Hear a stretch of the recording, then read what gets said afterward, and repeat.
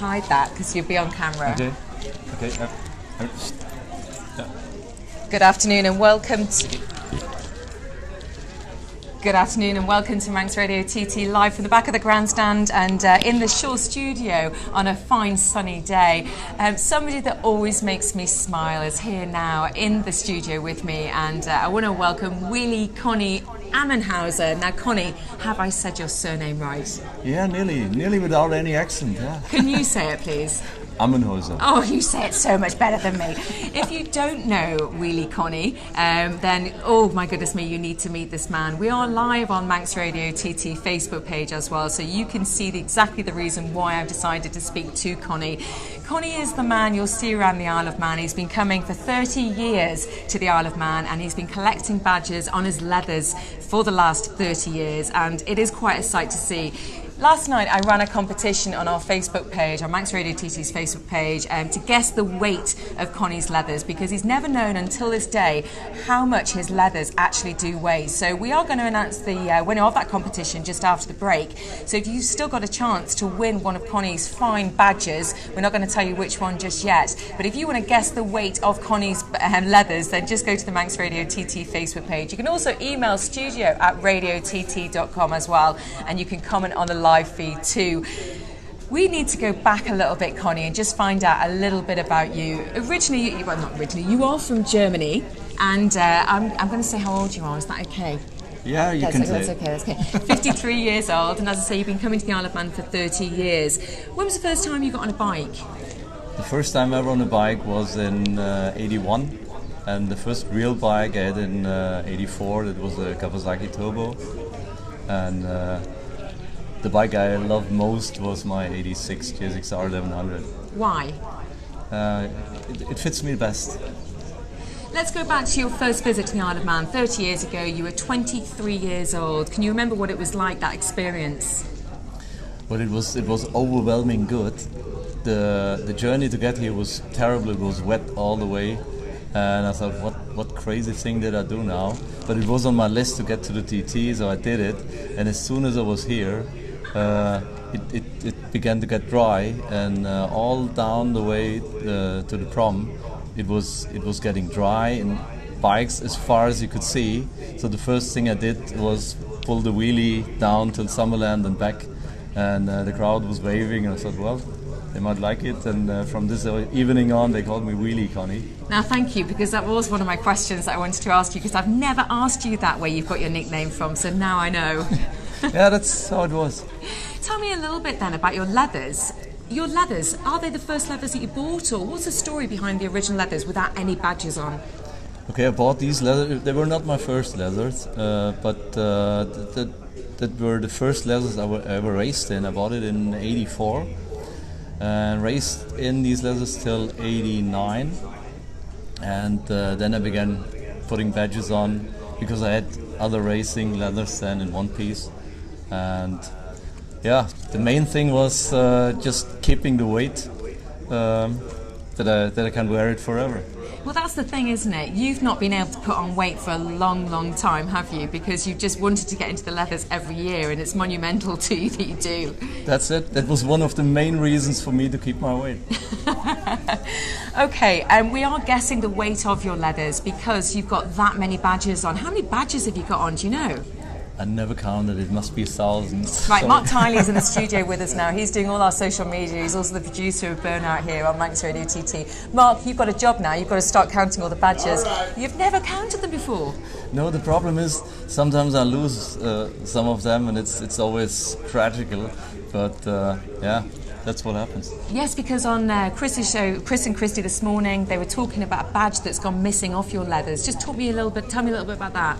Yeah, that was really hard for me because it was the Marshals badge with a very long chain with the years on, and I missed it. It must have been the day before yesterday, down in Castletown at the Balloon Circuit somehow, or on the way to get there.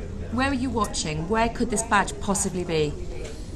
Mainly in the paddocks and along the start and finish line.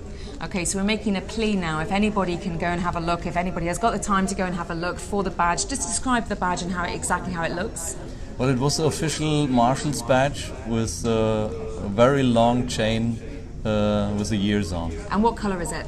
Black and gold. Okay, so we need to have a look for this badge and be able to get it back to Connie. If you do find the badge, please pop it back into Manx Radio TT Shore Studio at the back of the grandstand. It would be great to get that back onto your leathers. We've had quite a lot of comments with regards to the weight of your leathers, and Connie, no one's getting anywhere near this, right, are they? Well, it's strange. The problem is I didn't know it myself so far. Years ago somebody asked me and I just measured the jacket, and at that time it was 12.5 kilos. But I added several badges on since then, so I didn't know. Now that's a little hint. There is a little clue there, because you said years ago it was 12.5 kilos. So Neil Burgess, Paula Jessup, Peter Belton, Mary Wotton, Joanne Herberts, Becky Asprey, and loads more of you. Under the 2 digits, you've got it completely wrong. Keep those answers coming in. As I say, you can email the email address is studio@radiott.com, and also on our Manx Radio TT Facebook page as well. Now, there is a reason why you know the weight of those leathers, isn't it, Connie? Because you've had an accident, and a pretty nasty accident back in November, on 9th of November last year, and it was near your hometown. Talk me through what happened. Well, lorry took my right of way, hit me off the bike with his front wheel.